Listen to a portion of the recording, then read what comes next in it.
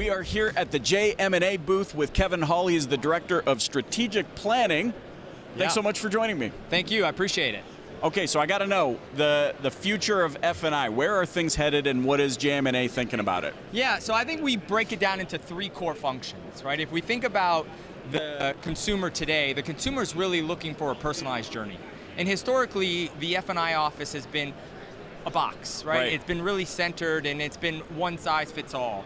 And we believe that with technology, with the advancement of a number of different tools and resources, that the personalization for the consumer is going to be a critical part of the future of F&I. You mean taking it beyond that, you know, turning the computer screen to their face and they can't see what's being typed in, really just making it a much more human, for sure, transparent. 100%. Leveraging data, leveraging insights, creating consumer personas, very similar to what other industries do today to understand their customers' needs, bringing that into the F&I office. And we think that leads to the second big part of the future of F&I is the expansion of F&I. You know, historically, F&I is a product that is sold at a dealership. And we believe to personalize the journey for a consumer, you have to begin to educate the consumer on the value of these products earlier in their cycle, right? If 80+% of the consumer is doing research on what type of car they want, the trim, the color, the paint, all of those different components, there's also a world where they want to better understand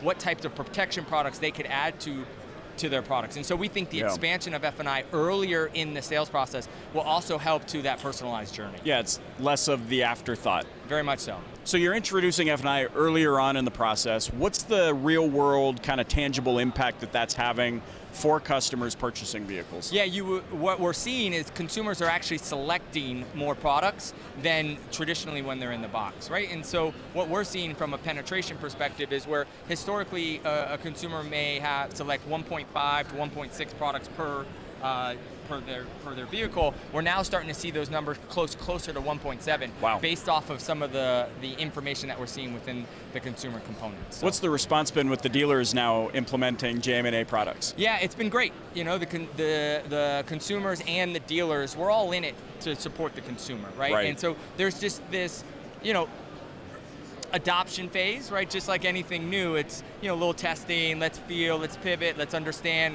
well, I don't think we figured it out 100% yet, right? There's still a tremendous amount of learning that's going to take place, but at the core of who we are is we're a dealership-centric organization.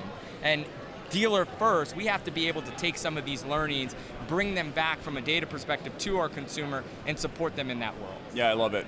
How, obviously we're here at NADA, there's so many you know, bells and whistles, right? There's no shortage of things to look at.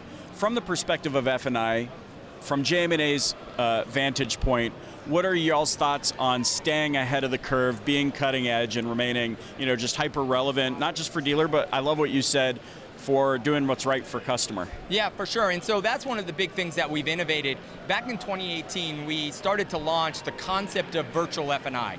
And so the concept we originally thought that the consumer would be at their house, the F&I manager would be able to deliver the F&I menu virtually. Well, what's happened is over the past 5 years, we've actually delivered over 30,000 virtual F&I deals. And what's interesting is we have seen majority of those deals where the consumer is in the dealership and the F&I manager is not, right? And so what we're seeing is that it's making the process much faster and convenient for the consumer when the dealer has a centralized office or they're able to remote in an F&I assistant to support in the F&I transaction. That's fantastic. Just staying ahead of the curve. We got people lining up here at the booth. They said, camera schmamra, I need to know about this F&I product. I love it. That's great. So you mean to tell me, just so I understand this correctly, you have now the F&I professional being able to work a deal remotely and the customer choosing really where they want to do the transaction. That's right. Today we have 10 virtual F&I specialists that live across the country that remote in to dealerships across the country to deliver the F&I deal to support the consumer when they're at the store. Wow, this is fantastic stuff.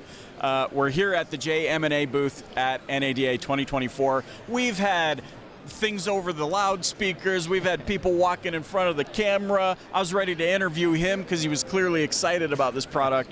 But Kevin Hall, sure. I want to thank you so much for joining us here. Excellent. Awesome stuff what you guys are doing, and we really appreciate it. Yeah, man, we really appreciate it. We really appreciate all of you, and we appreciate what the dealers are doing as well. It's a lot of fun.